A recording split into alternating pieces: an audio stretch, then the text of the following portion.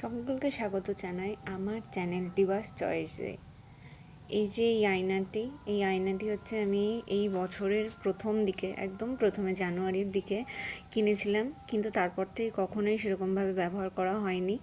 এইভাবেই সারাক্ষণ ঘরে এটা পড়ে থাকে, এরকম অগোছালো হয়ে। খুব কম আসা হয় এই ঘরটাতে আর কি। ভাবা যে এটা পরিষ্কার করা যাক, আর যেমন ভাবা ঠিক তেমনই কাজ, চলে এসেছি।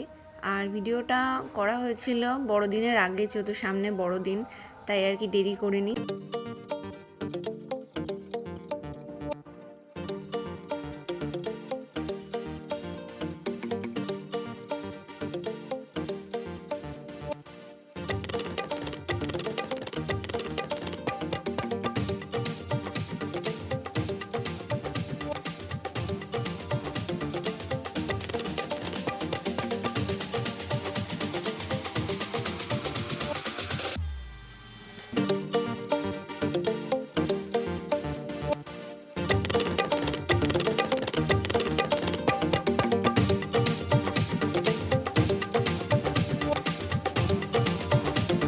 তো আমার ঘর গোছানো, মানে আমার ড্রেসিং টেবিল গোছানো প্রায় শেষের দিকে হয়ে এসেছে।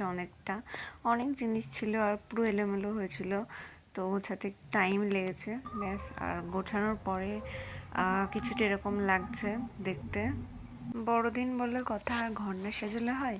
তাই আমি ঘর সাজানোর জন্য মিশো থেকে একটু ঘর সাজানোর জন্য অর্ডার করে দিয়েছি ঘর সাজানোর জিনিস, আর সেটা চলে এসেছে, সেটা আমি খুলছি। এটার আমি লিঙ্কটা দিয়ে দেবো, তোমরা দেখে নিও। ঘর সাজানোর জন্য এটা 10 পিস ছিল, 6 ফুট লম্বা করে। কি বলে এগুলোকে আমি জানি না, তবে ওই ক্রিসমাস ট্রির মতো লাগে একটু, সেই জন্যই আমি এগুলোকে নিয়েছিলাম। 6 ফুট লম্বা ছিল, বেশ ভালোই ছিল। আর এরকম প্যাকেটটা একটু কেমন ছেঁড়া টাইপের এসেছিলো, এর ভিতরেই দিয়েছিল।